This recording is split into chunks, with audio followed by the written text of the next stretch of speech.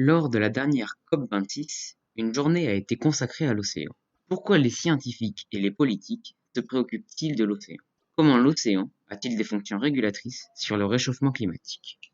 À Châtillon-sur-Loire, dont la latitude est de 50 degrés nord, nous bénéficions d'hivers doux et d'étés chauds. Si nous comparons avec une ville de même latitude, et donc recevant la même quantité d'énergie par mètre carré, de l'autre côté de l'Atlantique, au Canada donc, nos hivers sont moins froids et nos étés moins chauds que ceux de l'autre côté de l'Atlantique.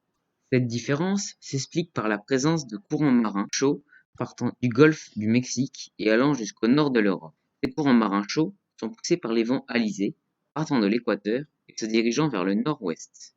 Comment expliquer que ces courants marins restent chauds et en surface jusqu'en Europe du Nord? Bonjour, nous cherchons à modéliser la circulation atlantique. Pour cela, nous mettons dans deux bouteilles reliées par des tubes de l'eau chaude, correspondant à l'eau présente à l'équateur, et de l'eau froide, correspondant à l'eau des hauts pôles.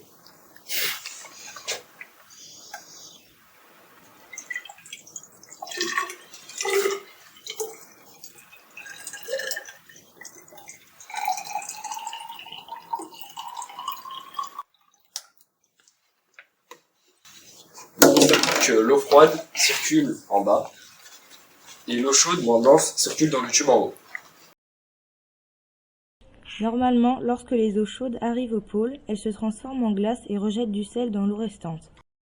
Si nous colorons de l'eau salée et froide et que nous injectons dans de l'eau moins salée et à température ambiante, nous observons que cette eau plus froide et salée peut être alors plongée en profondeur.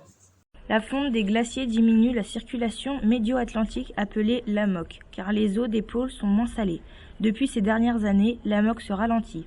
Cela pourrait avoir comme conséquence une diminution de l'effet régulateur de l'océan et un refroidissement de l'Europe en hiver.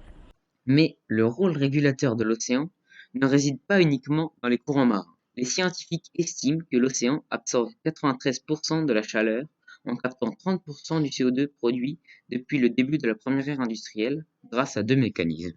Le premier est l'absorption du dioxyde de carbone par dissolution dans l'eau de mer. Le deuxième est l'absorption du dioxyde de carbone par les phytoplanctons. Lorsque nous enfermons une plante aquatique ou du phytoplancton dans une boîte hermétiquement fermée, nous constatons que la quantité de dioxyde de carbone dans l'enceinte diminue alors que dans l'expérience témoin sans plante, la quantité de dioxyde de carbone ne diminue pas. C'est donc bien le phytoplancton qui est responsable de cette absorption. Il faut donc prendre soin de ce phytoplancton.